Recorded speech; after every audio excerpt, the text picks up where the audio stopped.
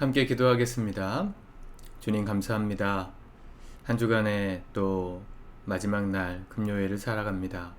우리에게 말씀으로 오늘도 새 힘을 주시고 주님 안에 평안함 가운데 이 하루 또 세상에서의 삶, 직장에서의 삶, 우리에게 주어졌던 피곤했던 한 주간을 잘 마무리할 수 있도록 지혜를 허락하옵소서. 예수님의 이름으로 기도드립니다. 아멘. 우리 찬송가 531장 찬양하시겠습니다.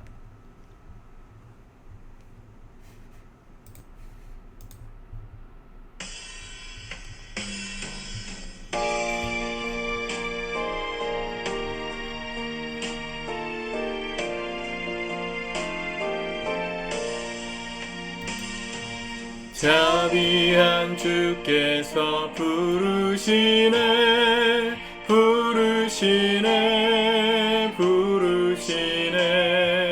사랑의 햇빛을 왜 안 받고 점점 더 멀리 가나 지금 오라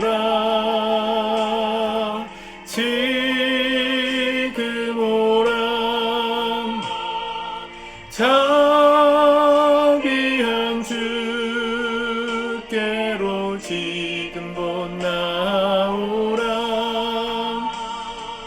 고달파 지친 자 쉬라시네 쉬라하네 무거운 짐진 자 다 나오라 쉬게 해주시리라 지금 오라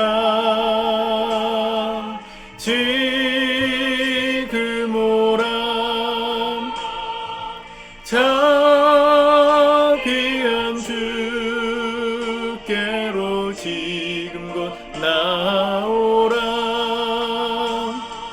주께서 지금도 기다리네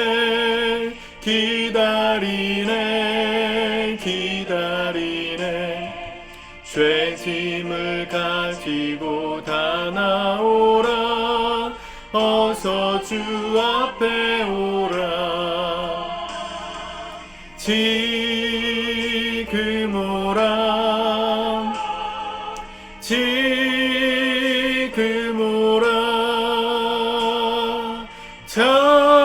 자비한 주께로 지금 곧 나오라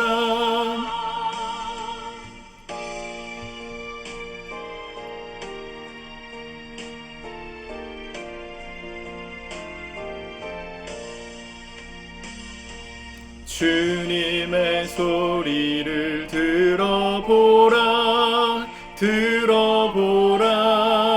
들어보라 그 이름 믿는 자 복받으리 어서 곧 일어나라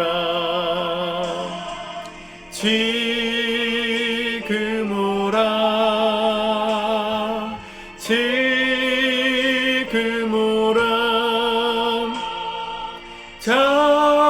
자비한 주께로 지금 곧 나오라 아멘. 오늘은 열왕기상 11장의 말씀을 같이 묵상하도록 하겠습니다. 1절을 보니까 솔로몬 왕이 바로의 딸 외에 이방의 많은 여인을 사랑하였으니 곧 모압과 암몬과 에돔과 시돈과 헷 여인이라. 2절에 보세요. 여호와께서 일찍이 여러 백성에게 대하여 이스라엘 자손에게 말씀하시기를 너희는 그들과 서로 통혼하지 말며 그들도 너희와 서로 통혼하게 하지 말라. 그들이 반드시 너희 마음을 돌려 그들의 신들을 따르게 하리라 하셨으나 솔로몬이 그들을 사랑하였더라.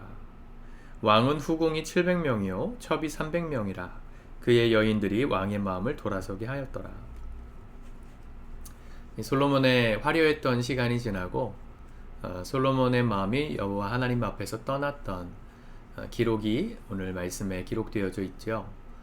원래 솔로몬이 즉위식을 올릴 때, 왕이 될 때 바로의 딸과 더불어서 결혼했습니다. 그 정실 부인이죠. 첫 번째 왕비인데 그 사람 말고 40년 동안 통치하면서 후궁이 700명. 후궁은 그러니까 정실 부인, 첫 번째 왕비가 아닌 그 다음부터 얻었던 이 후궁들. 그 후궁과 본첩 이런 차이를 아시죠? 왕을 이을 아들을 낳을 그 본첩을 제외한 모든 게 후궁이고, 또 그 후궁에 반열에 들지 않았지만 이 왕과 더불어서 사랑을 나누었던 이 궁의 신하들, 여인들, 첩이라고 하죠. 300명이다. 1000명입니다. 그들이 왕의 마음을 돌아서게 하였더라. 1절에 보면 많은 이방인 여인들을 사랑하였다. 모압, 암몬, 에돈, 시돈, 헷. 사실은 솔로몬의 영광, 솔로몬 시대의 영광이 있었을 때 주변의 모든 열강들이 솔로몬과 화친을 맺고 싶었습니다. 수많은 나라들, 왜 솔로몬 시대의 북이 영화를 누렸냐면요, 솔로몬이 단순히 지혜가 많아서가 아니고요, 이 솔로몬을 통한 하나님의 영광이 이스라엘에 풍성하게 나타난 결과 주변 강국들이 이스라엘을 대적하기 어렵다는 마음을 갖게 되고, 오히려 대적하기보단 화친을 맺어야지 하고 주변의 나라들의 그 딸들을 시집을 보낸 겁니다. 원래대로였다면 사실은 막았어야죠. 하나님 경고하셨잖아요. 너희들은 그들과 서로 통혼하지 말라. 왜요? 그들이 반드시 너희 마음을 돌려서 그들의 신을 따르게 하리라. 그 이방 사람들 여인들이 나빠서가 아니고 그들로 인해서 받을 영향력 때문에 주님은 그들과 화친, 결혼하지 말아라 그랬습니다. 근데 고대 강국의 화친 전술 중에 한 가지가 이 결혼이잖아요. 유력자들과의 결혼. 우리나라 그 통일신라 시대를 마무리하고 고려를 세웠던 왕건도 사실은 왕건이 왕이 될 때 주변에 남아있었던 유력한 호족들이 굉장히 많았죠. 그 호족들과 더불어서 화친을 맺고자 그 호족의 족장의 딸과 결혼을 합니다. 한 50명 정도 되는 부인이 있었어요. 왕건에게는. 솔로몬도 그런 역할을 했다고 보시면 됩니다. 그러니까 정치학적으로는 그게 현명한 판단인데 하나님의 기준에선 틀렸다는 거죠. 그러니까 모든 삶의 기준이 어디 있습니까, 여러분? 우리가 하나님을 잘 섬길 수 있느냐 없느냐에 달려있다는 겁니다. 어떤 걸 판단할 때 이게 여러 가지 유익도 있고 나에게 도움이 될 수 있지만 궁극적으로 우리가 판단해야 될 유일한 기준이 뭐예요? 내가 이걸 선택하고 또 이렇게 행동함으로써 내가 하나님을 더 잘 섬길 수 있게 되는가. 많은 분들이 저에게 뭐 직장을 옮기거나 여러 가지 이직에 대해서 고민할 때 다 좋은데 다른 건 다 괜찮은데 신앙생활을 하기가 좀 어려워질 것 같아요. 주말에도 일해야 되니까. 또 여기저기 돌아다녀야 돼서 예배도 잘 드리기 어려울지도 모르겠어요. 괜찮을까요? 이렇게 물어보실 때가 있거든요. 뭐라 하겠습니까? 거기를 지금 놓고 기도하고 계시는데 하지 마세요. 사실은 그렇게 말해야 맞는데 저도 사람인지라 또 저의 말에 상처를 받으실까 싶어서 다 얘기는 못 드릴 때가 많죠. 근데 기준이 분명합니다. 여러분들이 어떤 걸 뭐 이사를 가시건 이직을 하시건 결혼을 하시건 뭘 하시건 여러분들이 하나님을 더 잘 섬길 수 있는 환경을 선택하시는 게 바른 길이에요. 하나님은 우리 인생의 전부이시기 때문입니다. 하나님은 우리가 그분을 믿어서 내 인생 좀 더 잘 되게 만드시는 분이 아니고요. 우리는 예수님을 믿고 구원받는 순간부터 그분의 영광을 위해서 살기로 결정하게 되는 사람들입니다. 결정한 사람들이잖아요. 하나님의 영광을 위해서 어떻게 하면 더 잘 살까? 이게 우리의 삶의 고민입니다. 대부분 현대 그리스도인들의 고민은 내 인생 어떻게 좀 잘 건사할까? 여기 있습니다. 어떻게 하면 집을 좀 잘 사서 좀 부를 늘릴까? 어떻게 하면 경제 활동을 잘해서 재산을 축적할까? 그게 안 되면 고민하고 기도 제목 내고 뭐 그런 거 아닙니까?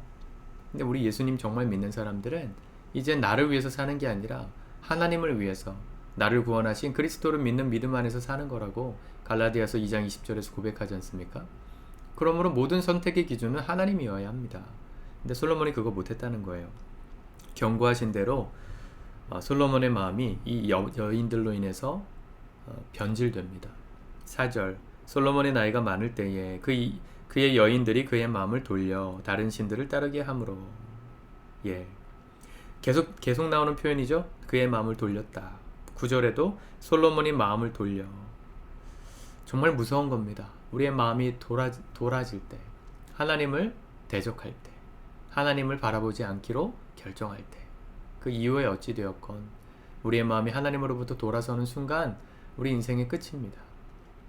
하나님께서 그렇게 말리셨던 죄악의 길로 가니까 하나님이 심판을 선언하세요. 그렇게 태평성대했던 나라가 주변의 열강들 가운데 하나님이 대적자들을 일으키십니다. 14절에 보니까 여호와께서 에돔 사람 하닷을 일으켜 솔로몬의 대적이 되게 하시니, 네, 하닷, 이 사실은 다윗 시대 때 말씀에도 나오지만 다윗 시대 때 요압 장군을 보내가지고 이 에돔 지역을 정리했던 적이 있어요. 그때 모든 남자들이 다 죽임 당할 때 하닷이 살아남아요. 어린 아이였죠. 그때 17절, 그때의 하닷은 작은 아이라.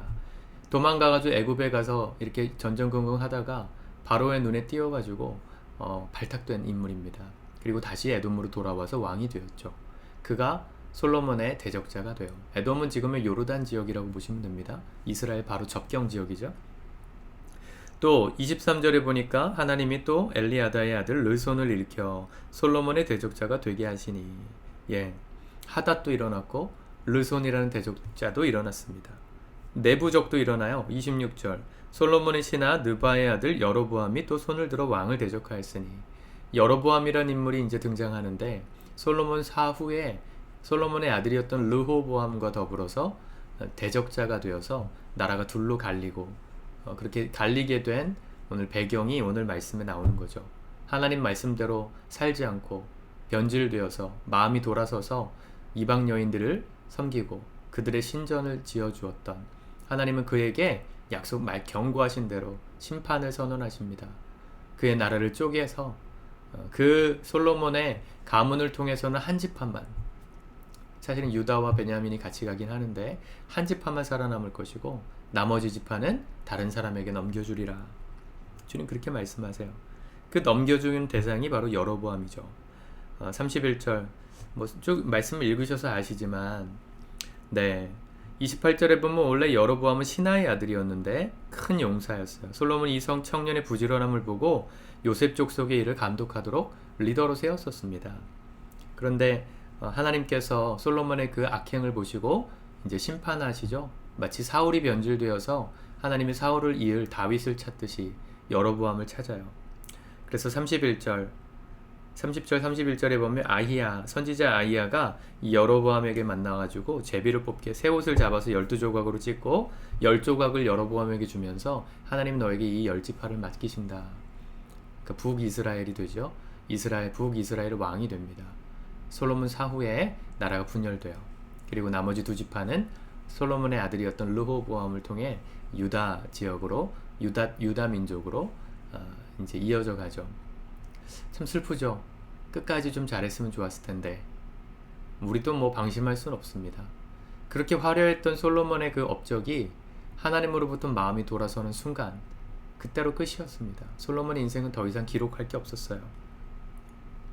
41절에 보니까 솔로몬의 남은 사적과 그의 행한 모든 일과 그의 지혜는 솔로몬의 실록에 기록되지 아니하였느냐.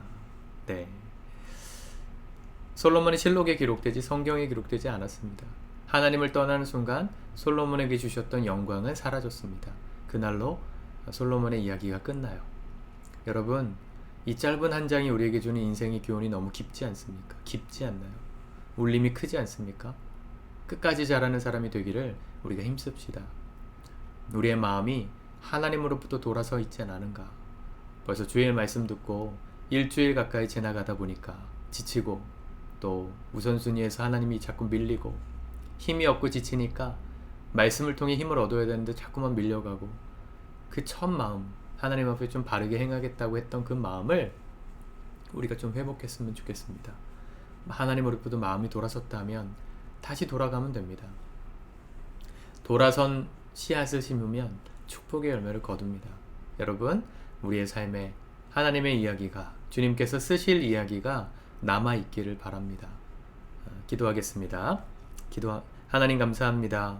오늘도 주의 말씀 우리 마음 가운데 심고 마음 가운데 새깁니다.